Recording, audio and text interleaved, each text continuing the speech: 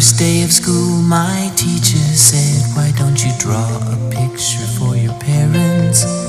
So I drew a picture of an alligator and I named him Terrence. When I gave that picture to my mom, she said, "I love pink alligators."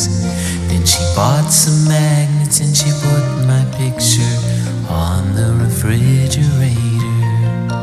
And she said she put it there so that everyone would see how much she liked my picture and how proud she is of me.